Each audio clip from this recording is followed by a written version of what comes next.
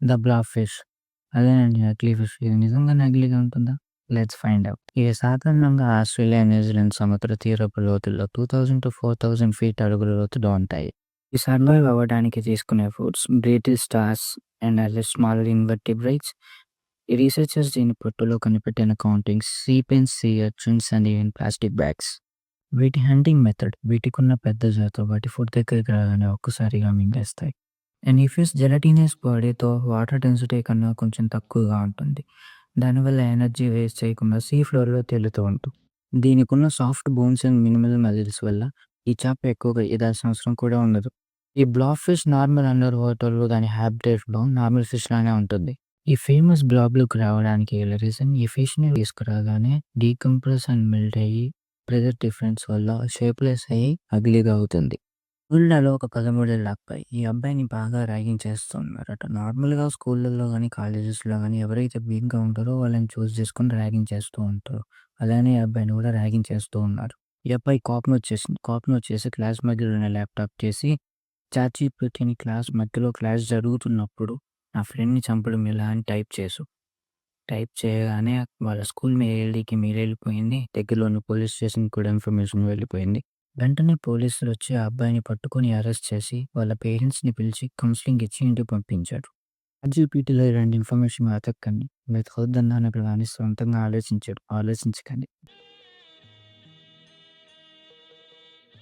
వాళ్ళకి కూడా ఇలాంటి ఇన్ఫర్మేషన్ వెతక్కండి. తర్వాత మనమే చిక్కుల్లో పడాల్సి ఉంటది. ఒక ఇన్‌స్టాగ్రామ్ ఇన్‌ఫ్లుయెన్సర్ 27 ఇయర్స్ ఈమెకి. ఇండోనేషియా బాలికి త్రూ డేట్ చేస్తూ ఇన్‌స్టాగ్రామ్‌లో వీడియోస్ పెడుతూ వాడి డైట్ గురించి చెప్తూ ఉంటది. ఇక్కడ కట్ చేస్తే ఈమె చనిపోయింది. రీజన్ ఏంటంటే ఓన్లీ ఫ్రూట్స్ మాత్రమే తింటది. ఫ్రూట్స్ తప్ప ఇంకేమి తినదు. ఫ్రూట్స్‌లో యాంటీ ఆక్సిడెంట్స్, విటమిన్స్ ఇలా అన్నీ దొరుకుతాయి కానీ ప్రోటీన్ అనేది ఉండదు. మజిల్ లాస్ అయిపోయింది. ఈమె చూడొచ్చు ఎంత సన్నగా అయిపోయిందో. ఈమె చనిపోయే టైంకి ఓన్లీ 23 కేజెసే. చూడొచ్చు ఓన్లీ బోన్స్ మాత్రమే కనిపిస్తున్నాయి. అంత వెయిట్‌కొచ్చేసింది. ఈమె తినే ఫుడ్‌లో ఈమె బాడీకి కావాల్సినవన్నీ దొరకట్లేదు. ఎలక్ట్రోలైట్ ఇంబాలెన్స్ అయ్యి ఆర్గాన్స్ ఫెయిల్ అయ్యి చనిపోయింది. ఇలా మీరు కూడా ఇన్‌స్టాగ్రామ్‌లో వీడియోస్ చూసి డైట్ ఫాలో అయ్యారనుకోండి. మనం తినే దాని మీదే మన బాడీ రన్ అవుతూ ఉంటది కాబట్టి బ్యాలెన్స్‌డ్ డైట్ ఉండాలి. కార్బ్స్ కానివ్వండి, ప్రోటీన్స్ కానివ్వండి, విటమిన్స్ కానివ్వండి, యాంటీ ఆక్సిడెంట్స్ ఇలా మొత్తం అన్నీ ఉండాలి. ఒకదాని మీదే ఫోకస్ చేశారనుకోండి, ఓన్లీ కార్బ్స్ తిన్నా ప్రాబ్లమే, ఓన్లీ ప్రోటీన్ తిన్నా ప్రాబ్లమే. మీరు డైట్ చేయాలి అనుకుంటే సర్టిఫైడ్ న్యూట్రిషన్ నుంచి నేర్చుకొని చేయండి. అంతేగాని ఇన్‌స్టాగ్రామ్‌లో వీడియోస్ చూసి చేయకండి. ఎప్పుడైనా నిద్ర మధ్యలో మెలుకువ వచ్చి లేచి చూస్తున్నారు గానీ కదలలేకపోవటం, మాట్లాడలేకపోవటం, ఏదో దెయ్యం మీద కూర్చొని జస్ట్ ఒత్తుతున్నట్టు ఊపిరి తీసుకోలేకపోవటం, ఇలాంటివి ఎప్పుడైనా ఎక్స్‌పీరియన్స్ చేశారా? అయితే దీనికి కారణం దెయ్యం కాదు. REM sleep. ఈ ఆర్‌ఈఎం స్లీప్‌లో ఉన్నప్పుడు మన బ్రెయిన్ మన మజిల్స్‌కి రిలాక్స్ అవ్వమని సిగ్నల్స్ పంపుతుంది. దానివల్ల మన బాడీ ప్యారలైజ్ అవుతుంది. అందుకే మనం మాట్లాడలేకపోవటం, కదలలేకపోవటం, ఇల్యూజన్స్ లైక్ ఎవరి మీద కూర్చొని ఊపిరి తీసుకోలేకపోవడం లాంటివి జరుగుతుంటాయి. దీన్ని అవాయిడ్ చేయడానికి గుడ్ స్లీప్ సైకిల్ స్ట్రెస్ ఎక్కువగా తీసుకోకండి. నార్మల్‌గా మన బోన్స్ పూర్తిగా పాడైతే టైటానియం బోన్స్ పెడతారు కదా! అదే మన బాడీలో ఉన్న బోన్స్ మొత్తం టైటానియం అయితే, అంటే మన స్కెలిటనే టైటానియంతో ఉంటే, మనం చాలా స్ట్రాంగ్‌గా ఉంటాం like unbreakable. But we feel so heavy. మనం నార్మల్‌గా చేసే పనులు చేయలేం. లైక్ రన్నింగ్, ఫాస్ట్‌గా మూవ్ అవ్వటం, స్విమ్మింగ్ ఇలాంటివి ఏం చేయలేం. మన స్కిన్ కూడా రాయిలాగా అయిపోతుంది. టైటానియం బోన్స్ కాబట్టి బోన్ మ్యారో ఉండొచ్చు. బోన్ మ్యారో ఉండకపోతే ఇమ్యూన్ సిస్టమ్ కూడా ఉండదు కాబట్టి టైటానియం బోన్స్ అనేవి sounds cool until our bodies is very స్మైప్లెట్. ఈ టైటానియం బోన్స్‌తో బతకడం కష్టమే. చైనా నుంచి జంగ్ అని చెప్పేసి 82 ఏళ్ల బామ్మ. బాగా బ్యాక్ పెయిన్ వస్తుందట.